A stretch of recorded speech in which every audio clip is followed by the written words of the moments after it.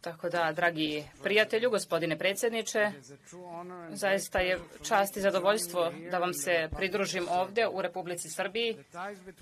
Veze između naših naroda sežu daleko prošlosti i mi se prirodno i osjećamo kako od kuće u vašoj divnoj zemlji i lično poznajem vas dugo godina kao ličnog prijatelja i svim srcem se zahvaljujem na toploj i iskrenoj dobrodošlici.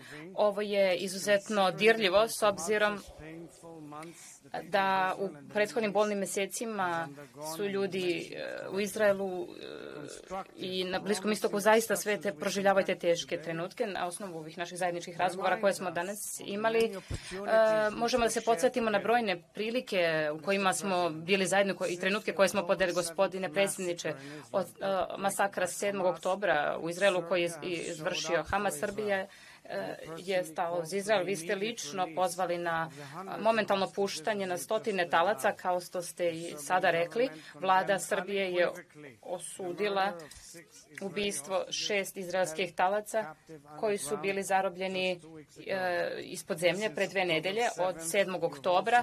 Vi ste također bili domaćini srpskim sportistima, bili domaćini izraelskim sportistima u Srbiji, da im omogućite prijateljsko takmičenje čak i ovim teškim izazovnim momentima.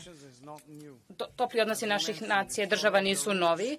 Kao što ste rekli, oni su praćeni bogatom zajedničkom istorijom i solidarnošću između srpskog i jevrejskog naroda. Ipak, mi ne želimo ni da se sakrijemo tamnih perioda istorije tokom najtežih i najmračnijih vremena Holokausta, kada su jevrejski životi bili odnošeni od strane nacista i onih koji su sarađivali sa njima. Mnogi su se u Srbiji hrabro suprotstavljali nacistima, a neki su sopstvenim životima branili Jevreje. I zaista i neki od najpravednijih su potekli sa ovih prostora.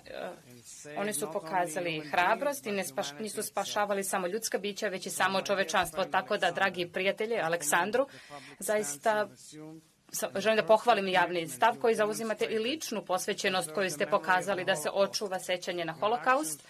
Vaši postupci zaista slave prošlost koliko i služe zahtevima budućnosti.